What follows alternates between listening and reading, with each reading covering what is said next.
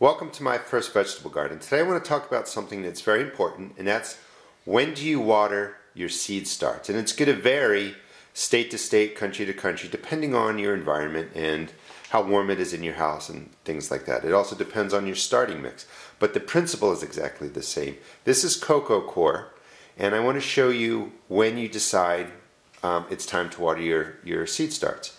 This is cocoa coir that is fully saturated. You can see how dark the color is. So when you're planting your seeds and getting them into the trays, you're going to start with a starting mix that is full of moisture. You put the seeds in, set them up. Over time, the top is going to start to dry out. This is what cocoa coir looks like completely dry.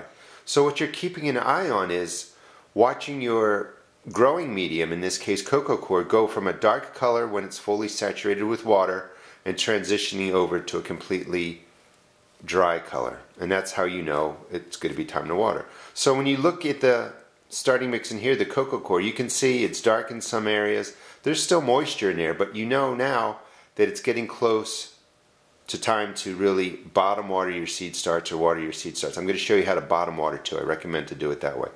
So somewhere between here and here, that's when you're going to add water to your seed starts. And you can tell, it's just starting to get lighter.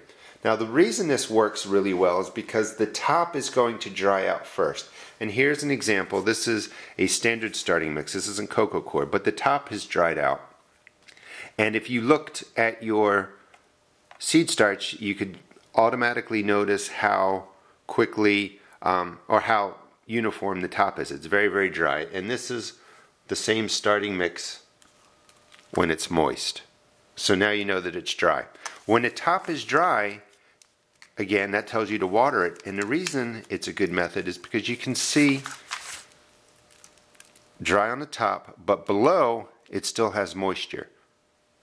So you're catching it at the right time to water so that it totally, I guess, sort of rehydrates and all the moisture goes in. That's your signal, but your transplant's fine because there's still moisture down there. To bottom water, let me move this out of the way. It's best, I think, to bottom water. You don't want to really pour water on top of your seed starts. It's going to knock out the seeds. It's going to knock down any, fragile germinated plants that are coming up. And it also can move fungus around, mold around, diseases around. You just don't want to do that. And it takes a lot of time to water each cell. Bottom watering is nothing more than on a flat surface. This is not a flat surface, but you just take your tray out. You would, have this full of trays like that. And you just remove one. Fill the tray up with water to about a quarter or a third of the way. Over time, you get used to how much to put into it. Let this sit for 20 or 30 minutes. Let the water absorb in so the cocoa coir goes from totally light like this, and then you'll see the top of the surface get dark. That lets you know the water's been absorbed, and then you just dump the excess out into a bucket. And that's the best way to water your plants. Hope you enjoyed the video and you get a sense of how to tell when your seed starts need to be watered. And again, I wish I could tell you it's once a week or twice a week, but you really keep an eye on it. You're looking for your growing medium to go to full moisture and usually a dark color to a lighter color. Please check out my blog at www.therestedgarden.blogspot.com and also check out my YouTube videos. Thanks.